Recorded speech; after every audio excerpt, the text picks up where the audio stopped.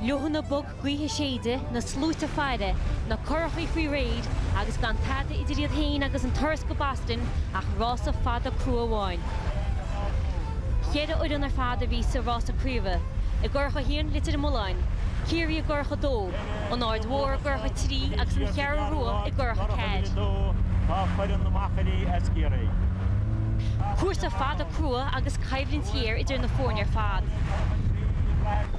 Ní ra mór an idir na fórne agus idir duine an géad huaí. Ach go réad a chéile thos an áard mhór chur le ad curí, oin sin fad curí idir iad hain agus na curacha eile. Agus buin mar siachna sé, an áard mhór cárna tasta géad áit.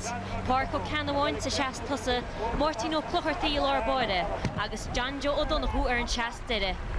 Buid it an moláin a bhí sa daraháid, círí sa tríúháid, agus an chearú rua tháinig sa gearúháid.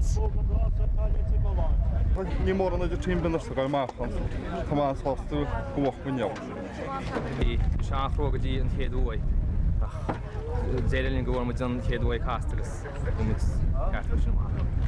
Carson Beach a mascan an ceann scríbe mar sin go idir na háirta mór a carna. Tuair siad air na fórne hall ar an trícha híú lúnasa agus ar an géad lá go bhí gan fóvid, agus go neirí go geallób. Ímar ní chanéile nuachtídí cehead, béla Daingin Conamara.